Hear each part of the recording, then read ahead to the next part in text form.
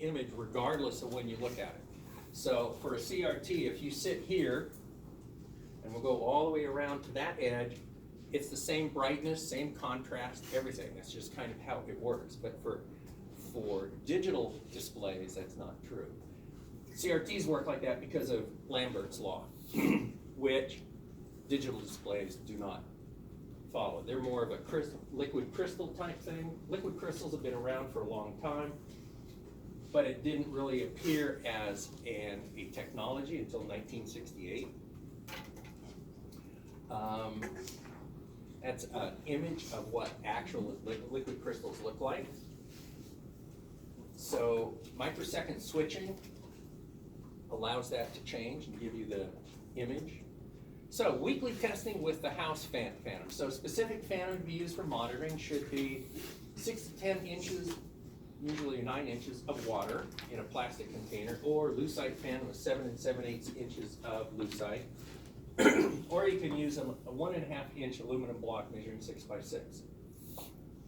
These are all appropriate phantoms to use for your weekly fluoro check. Recommended, now, will this happen in your facility?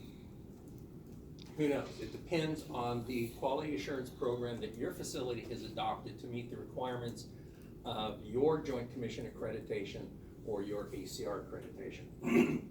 So, image quality pass or fail, that's every day. Every day you walk into your room, and this is where the technologist is really important. And please don't underestimate when they say you need to do a visual check of your room every day. More problems in my career were found by technologists because they walked into their room every day and they said, my collimator light's out. My collimator blades don't come in equally. I have a frayed cable in my room. I have a cable drape that doesn't work. I have a lead drake that doesn't look right.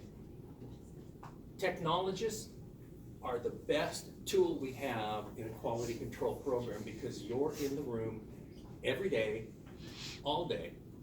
Okay. Now, the other side of that is I've seen technologists destroy a room. Your overhead tube cranes, they're heavy. They're easy to move because there's counterbalancing, but you don't want to slam them into the end of where the stops are because sometimes those stops will fail, and if they fail, you've got a whole lot of weight that comes crashing down on the floor, okay?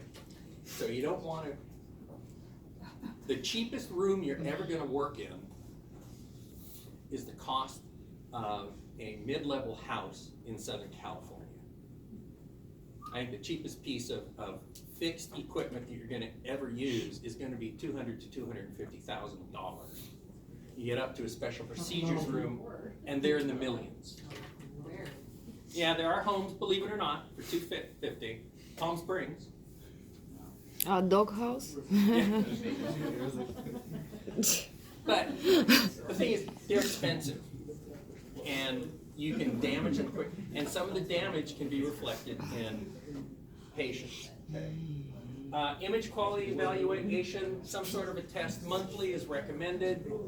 I tend to think that's really for like special procedures rooms. Visual checklist, quarterly and after every service. This is something you guys are going to do every time you work in a room, or you should. Okay. One of the important things for your visual checklist is when you walk in, you find out the exposure switches for a radiographic room are supposed to be fixed in such a way that you cannot operate or make an exposure from an unshielded position. And it's quite common for some technologists to bring in their own little screwdriver and undo what fixes it where it's supposed to be so they can pull it all the way out, come out from behind the shield, and make exposures, and that's illegal. So that's something you should always look at to make sure that one of your colleagues hasn't decided that it's more convenient to be able to pull that all the way out in the room. I don't know why. I mean, patients can hear perfectly well when you're behind the shield. But anyway, so visual checklists are really, really important. High-level control checks. I'm still waiting for somebody to tell me what a high-level control check is. And nobody thinks, I've talked to people in service, talked to people that had something to do in the article, the book that this appeared, and they go, well, you know, we're really not quite sure. Anyway, medical physicist survey is now required under Joint Commission, everything else once a year. Fluoroscopic visual performed quarterly is the recommendation. What's the consequence of having a grid out of alignment? Cut off. Yeah, you get cut off, you get all sorts of different artifacts. Collimation should automatically adjust as the SID is changed. And you can actually check this during exam. So for the system like we have in the back, if you start bringing the image detector, the II, down and up, you should actually see the collimation change. That'll be one of the experiments you do to make sure that actually happens. So there's different things you check, you know, all sorts of things you can check. Whether all of these make sense to do or not kind of depends on your equipment and the level of sophistication that your program is. Some things may be something that you do. The rest of these might be something your service department does or the vendor. Annual, of course we can automatically forget screen film. Lead apparel, Joint Commission requires that you, this is really weird. Joint Commission requires that all of your lead apparel, that'd be your aprons, gloves, everything else, not thyroid collars, needs to be identified, readily identifiable, so you know where it is, and can be inventoried once a year, and tested once a year for flaws. The likelihood of something failing one of those, when it was lead rubber, it aged and it cracked. So people would drop them on the floors and you get these huge cracks and things. The lead equivalent material is a metallic alloy. It's very soft. You still don't want to drop them on the floor because they get wrinkles. And it lowers their lifetime.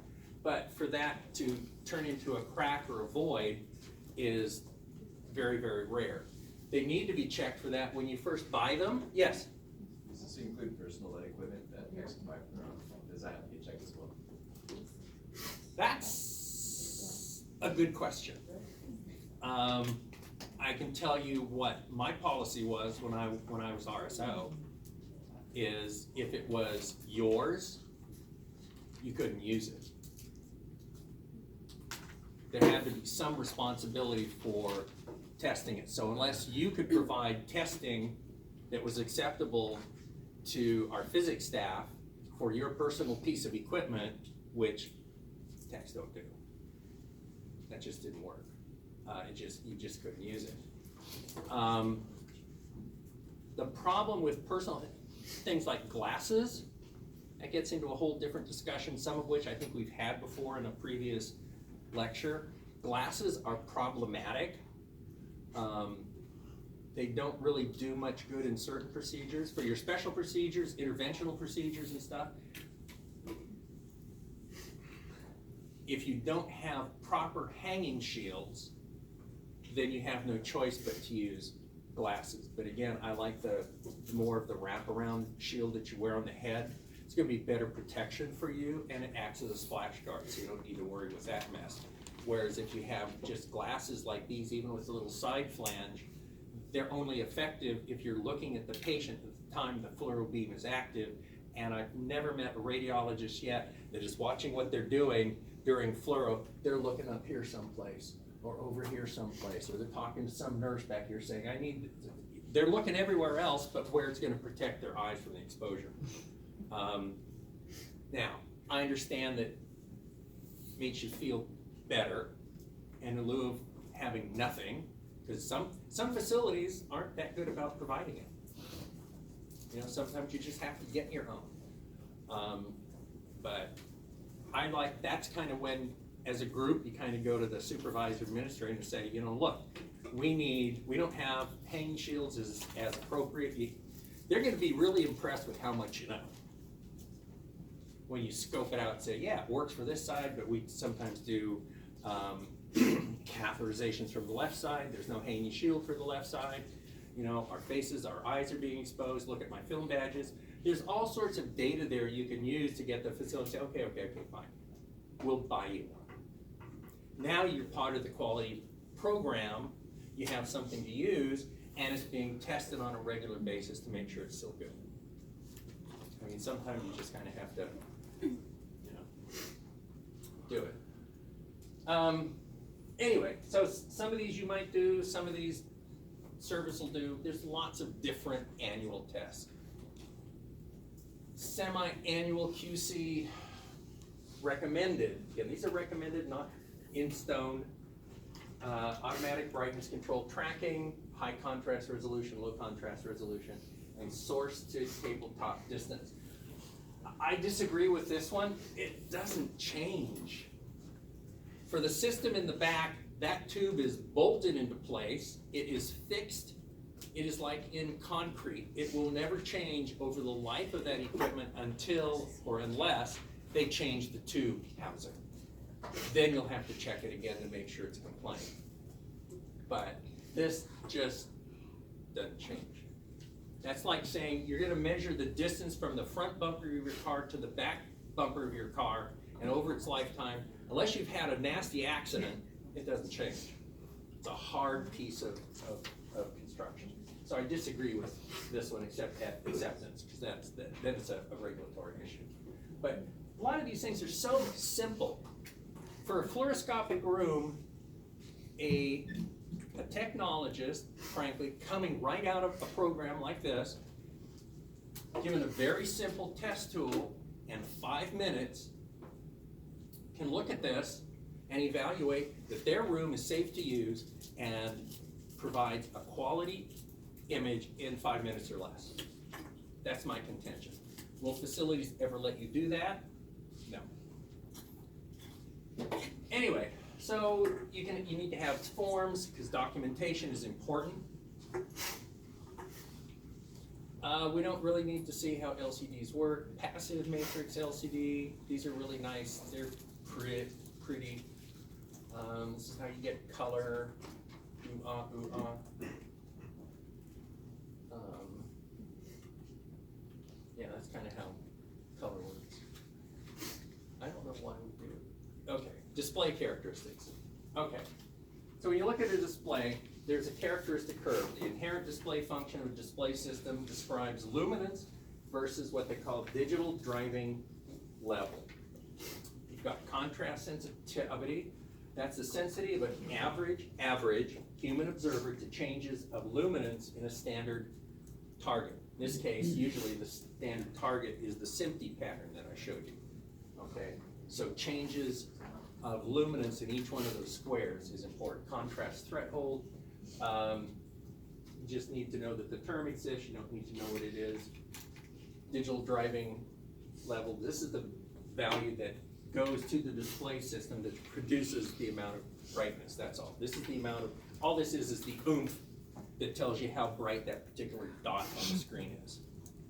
And the display function is the defined mapping of digital driving levels to luminance. When you look at the SMPTE pattern, visually what you're judging and looking at tells you whether the digital driving levels match the display function you're supposed to have. So taking all of this, which is what a physicist or an engineer would look at and do all the math and all of that is encompassed in that one phantom, okay? And if you have access to that and can look at that on your display systems, I strongly recommend it. Lookup tables, you guys are probably more computer savvy at your age than I was at your age, because computers were not particularly sophisticated back then. So you know about lookup tables and how things like that work. This is just a thing showing you've got video memory, you've got a graphics processor. You guys probably know more about graphics processors from your gaming than anybody does. You've got lookup tables, and it outputs to a pixel, okay? that's kind of the display characteristics, so you know what it is you're gonna see.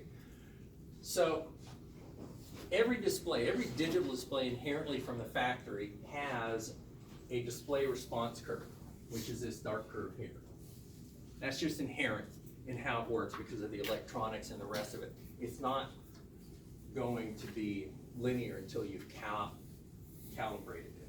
What the calibration does is takes the response curve, basically finds what the inverse is, makes those corrections so that now you have a linear display function. That's what the DICOM display function does. It is crucial to medical imaging. So, this is the DICOM grayscale standard display function. And you say, well, that's not linear at all. What the display function does is it mimics the response of the human eye to differences in contrast. Your eye is much more sensitive to changes in the black than it is in the white. So in the real areas, white images, it takes a big change for you to visually see that. But it takes a much smaller change in the black end for you to see that difference in contrast. It's just a characteristic of your visual system. So the DICOM grayscale display function, it's a curve based on the contrast sensitivity of the human visual system that Barton described years ago. Describes a just noticeable difference threshold that's visible by the human eye at given levels of luminance. Curve demonstrates human eye is more sensitive in the low luminance range. Smaller contrast differences can be seen at lower luminance levels. That would be the black. The DICOM curve is perceptually linearized, meaning the same range of just noticeable differences on the x-axis is translated to a similar perception of contrast distance at the output. This is the big thing here. Okay.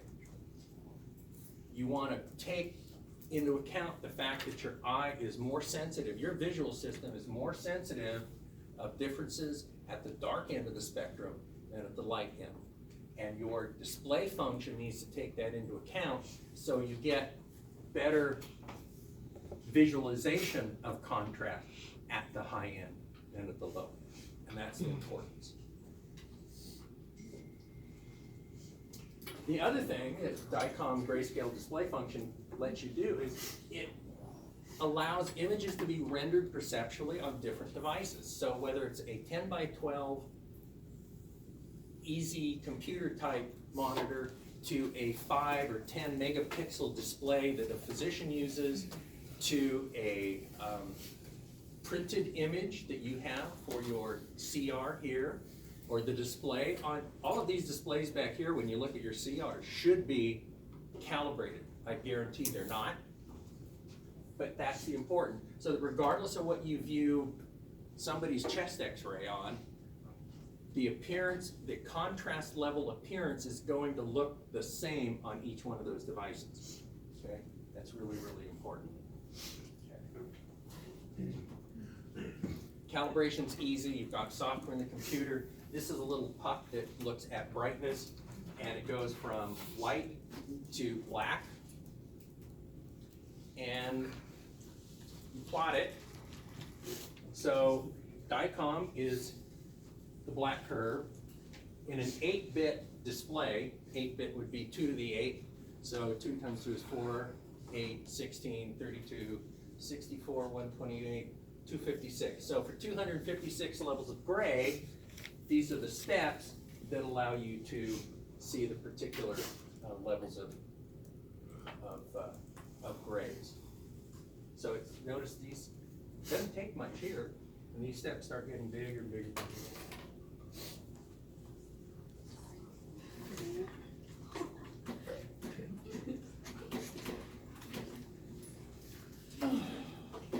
There we go. I can plot it out, and you have the same perceived contrast. Yes, it's a lot of physics, folks. But what you're gonna have to know for ASRT, you're gonna have to remember DICOM, You have to remember what it is and what it does. The fact that I'm telling you how it does it, at least a very basic level, hopefully helps you understand. So that's what we're trying to do. I'm doing it as quick as I can. I can tell you the DICOM display lecture that I had to sit through, the lecture on just what last 5 or 6 slides have been, was an entire day. And you survived. Oh. Yeah, I couldn't see, I mean, my eyes were shot. So, DICOM precision, that's the capability of a display to behave as described by the DICOM curve. Contrast resolution, the capability of a display to address a sufficient number of individual grayscales within a single image. So contrast resolution is important. DICOM precision is important. Mach banding is an optical illusion. And, okay, so. I guess if anything turbines. It's an optical illusion. No going to sleep. Too late. So if you look at the transition between each one of these levels of gray, what do you see at the edge? What happens to it? It gets what? Darker. Well, going this way, it gets lighter before. So there's this No. lighter, if you will, or darker strip. Okay, that is not there. Ah. It's an optical illusion that your eye puts that there because it's a transition between different levels of gray. And that's what we call Mach banding. So that's why if you don't have enough levels of gray in your image, Mach banding will occur, and sometimes that leads to image errors in perception. And the way you can test this is if you took a piece of black paper and put it right next to it, that edge would go away. Okay, it's really kind of interesting. But yeah, that's an optical illusion. Yeah, it kind of, you can still see it, but Mach banding is more noticeable when grayscale resolution causes large contrast differences between subsequent gray values. The luminance range is displayed, so the difference is more pronounced. Digital displays use a matrix of pixels surrounded by black boundaries. So it's an artificial look, and you need to be aware of this. Okay. Viewing conditions, these are really important. Actually, ACR, Joint Commission, is really big on this, knowing that your viewing conditions have to be appropriate. You're not going to see what you need to see unless your viewing conditions, in this case, are less than 25% of the minimum density that the display shows. You've got to control environmental controls like noise, temperature. You want ergonomic furniture for the physician. Remember, these guys are sitting there. They lose track of time. If they're just reading, they'll sit down and they'll read for a very long time before they realize that their stomach is growling and maybe they should think about lunch. There's a whole department in most hospitals about deal with ergonomics for where your displays are, how high your keyboards are, where you sit at. Do you get up and walk every hour? You know, it's really, if you're at a desk job, every hour you should get up, walk around, and then go back and sit down. Otherwise, you couldn't, and every once in a while when you're working, doing this, you should look up at something far away. The idea is put a clock on the opposite wall, so your eyes have the chance to visually change their focus. But furniture is really important. We did the SMPTE. So here's viewing conditions. Actually, this is a set that we built in the department. So there's actually above here, there's a ceiling, and this is in the middle of a huge warehouse. And this was so that physicians could look at different designs. When we were going digital, we had to come up with reading rooms that were not film-based. So all the light boxes went away. and we had to give them viewing computers. During the transition, they still had film, so there had to be some sort of view box arrangement. They had to have their telephone, dictation equipment. We dressed the set, if you will. And this was all a project that I had. That's actually a picture of my nephew when he was in high school. I know. We had to dress this. Does he know he's there? But what's interesting is they took that, and we had architects through. We had all the architects that Kaiser dealt with come through and look at this. We had our chiefs of radiology come through. We actually have 3 of these offices set up with different things, and they all looked at it. They used it, they rated it, they gave what they liked, what they didn't, and that became the standard for when they build a new facility, what the radiologist offices look like, how much room they need, what kind of furniture they need, what the lighting requirements are, and the rest of it. Okay. So, quality assurance, quality control is important. You may get, I won't say stuck with it, but if you can watch it, if you can learn from it, like when your engineers come in or your vendor comes in to do their annual or semi-annual, ask them what they do, how often they do it, and some of the easy, I mean, take 10 or 15 minutes if you can, pick their brain and get some idea of what it is that they do. Find out if the facility you work at has a physicist, whether it's in-house or somebody that they contract with, and ask if you can meet that person sometime when they're there and see what they do, the time to test they do, and the type of things that they're looking for, that you can look for when they're not there. There's a whole realm of people you can ask for added information. Okay, so I will have your test results next week from tonight. And last week? Yeah, from the 2. Do you really want me to print all that out again? You all Oh no, passed we mean well. they're gonna be considered both of them and that. Yeah, every time you get that printout, it reflects